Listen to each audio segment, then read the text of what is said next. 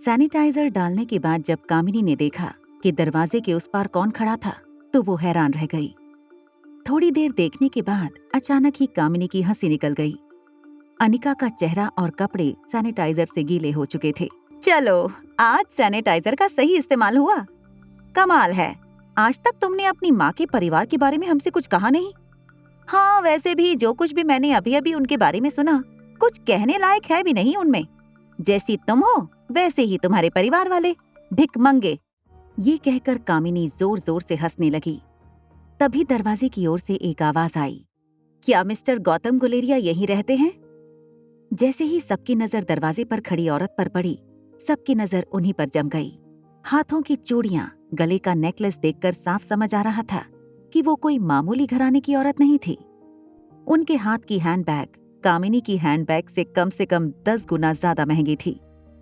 सबकी नजरों को अपने ऊपर जमी हुई देखकर साइलेंस ब्रेक करते हुए दरवाजे पर खड़ी औरत ने कहा, जी मैं मिस्टर गौतम गुलेरिया से मिलने आई हूँ। अभी अभी मैंने आपसे फोन पर बात की थी। कामिनी और मनीषा ने सोचा था कि जैसे ही अनिका के परिवार वाले आएंगे, वो उन पर सैनिटाइजर छिड़ककर उनका स्वागत करेंगे।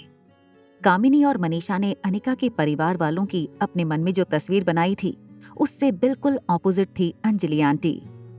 अंजलि आंटी ने अनिका की ओर देखकर कहा, फिर मिले हम। तुम्हें पहली बार देखा था तब से मुझे लग रहा था कि जरूर हम दोनों के बीच में कोई पुराना कनेक्शन है। आप यहाँ, मेरा मतलब है, क्या आप ही ने पापा को फोन करके कहा था कि आप मुझसे मिलना चाहती हैं? आप मेरी मम्मी को कैसे जानती हैं? मैं जानती हूँ तुम्हें बहुत कुछ जानना है, बहुत कुछ पूछना है, लेकिन फिलहाल मैं सिर्फ इतना कहूंगी, दिस इज डेस्टिनी। कल शाम तुमने जिस आदमी को बचाया था वो तुम्हारे मामा थे। मनीषा फटी हुई आंखें और खुले मुंह से बस अंजलि को देखे जा रही थी। अंजलि आंटी के गले का खूबसूरत हार देखकर कामिनी अपने आप को रोक नहीं पाई। वो अंजलि आंटी के पास आई और अपने हाथों से उनके गले के हार को छूने लगी। वाह, ये तो बहुत ही खूबसूरत है। इतने सारे डायमंड, क्या ये सब असली हैं? ऑफ कोर्स नकली हैं बेटा। आजकल अपनी औकात से ऊपर दिखने के लिए लोग हर चीज नकली पहनते हैं। अंजलि आंटी का बचपन एक बेहद अमीर घराने में गुजरा था और ना ही ऐसी बातों का जवाब देना उसके लिए कोई मायने रखता था। अंजलि ने अनिका के सिर पर हाथ रखा और उसकी ओर प्यार से देखकर बोली, बहुत सारी बातें करनी है तुमसे। क्या हम कहीं अकेले चलकर बात कर सकते हैं? अनिका ने बिना सोचे उन्हें हाँ कर दी। अनिका अंजलि के साथ गाड़ी में बैठकर चली गई। जब गाड़ी धुआं उड़ाती हुई गेट के बाहर निकल गई, तब कामिनी दौड़कर गौतम के पास आई। डैड, कौन थी ये औरत और ये सब क्या था? सुना तुमने? उसने कहा वो आर्टिस्ट थी। आर्टिस्ट का मतलब समझते हो ना? दिखने में होते हैं खूबसूरत मगर होते हैं बड़े चालाक। अपने रूप रंग के जाल में लोगों को फंसाते हैं और फिर बड़े बड़े कांड करके निकल जाते हैं। अब जो भी होगा वो अनिका की किस्मत है। तुम भूल मत जाना, आज हमें डोगरा परिवार के साथ डिनर पर जाना है। अरे हाँ हाँ, और अभी हमारा ध्यान सिर्फ उनके साथ डिनर पर होना चाहिए। कामिनी, तुमने टेबल तो रिजर्व कर दिया है ना? हाँ मम्मा, मैंने होटल पैराडाइज इंटरनेशनल में एक स्पेशल टेबल बुक कर दिया है। अभी बहुत काम बाकी है, हमें तैयार होना है, मुझे पार्लर भी जाना है। और सुनो कामिनी, आज कोई मॉडर्न ड्रेस मत पहनना। एक काम करना, कोई अच्छी सी इंडियन ड्रेस पहनना। ठीक है मम्मा। गाड़ी में बैठने के बाद अंजलि बगल में बैठी अनिका को देखने लगी। अनिका के मन में अब भी बहुत सारे सवाल थे। माँ के गुजर जाने के बाद तुम्हारे लिए काफी मुश्किल रहा होगा। ये सवाल सुनते ही अनिका मन ही मन कुछ सोचने लगी। क्या सचमुच इतने साल काफी मुश्किल से गुजरे थे? अनिका की खामोशी देखकर अंजलि आंटी समझ गई थी कि अनिका को अपने बीते कल के बारे में बातें नहीं करनी। अंजलि आंटी ने बात बदलते हुए कहा, तुम्हारे मामा अब भी हॉस्पिटल में हैं, मगर तुम तक पहुंचाया है हमारे एक खास दोस्त ने। तुम्हारे मामा चाहते हैं कि हम उस इंसान को एक शानदार डिनर पर ले जाएं और उसे थैंक्स कहें।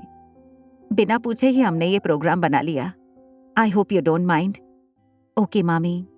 सॉरी, क्या मैं आपको मामी कह सकती हूँ? अब से अगर आंटी कहोगी तो डांटूंगी। तुम्हारी एक बेटी भी है ना? आई कांट वेट टू सी हर। क्या मैं उससे मिल सकती हूँ? अनिका के लिए इनकार करने का कोई सवाल ही नहीं था। अनिका ने अपनी पर्स से फोन निकाला और रिया को फोन करके कहा, बेटा, can you come on the 3rd floor private room? मामा wants you to meet someone. Come to 3rd floor VVIP room. Anika का फोन रखते ही रिया ने आर्यन को फोन लगाया। वो उसे कहना चाहती थी कि जब वो बाहर निकले तो आर्यन थोड़ा अलर्ट रहे और किसी की नजर में ना आए, मगर आर्यन फोन नहीं उठा रहा था। रिया ने सोचा वो 1-2 फ्लोर सीढ़ियों से उतरकर बाद में लिफ्ट का इस्तेमाल कर लेगी, जिससे रोहित के मिलने की पॉसिबिलिटी बिल्कुल 0 हो जाएगी। इतनी प्यारी बच्ची को अकेले लिफ्ट में आते देख लोग सरप्राइज हो गए। किसी ने रिया को चॉकलेट ऑफर की तो किसी ने उसका नाम पूछा। एक प्यारी मुस्कान देकर रिया ने सबके सवालों का जवाब दिया और लिफ्ट के बटन के पास खड़े एक आदमी से कहा, uncle, I can't reach the button, can you please press 3rd floor for me? उस आदमी ने स्माइल देते हुए रिया के लिए 3rd फ्लोर का बटन दबा दिया। लिफ्ट जैसे ही 3rd फ्लोर पर रुकी, रिया अभी आगे चलने ही लगी थी कि बगल की लिफ्ट का दरवाजा खुला और उसमें से रोहित, सनी और आर्यन बाहर निकले। आगे की कहानी जानने के लिए देखें अगला एपिसोड सिर्फ पॉकेट एफएम के YouTube चैनल पर। और एक लड़की को देखा तो के सारे एपिसोड को सुनने के लिए डिस्क्रिप्शन में दी गई लिंक से डाउनलोड करें पॉकेट एफएम ऐप।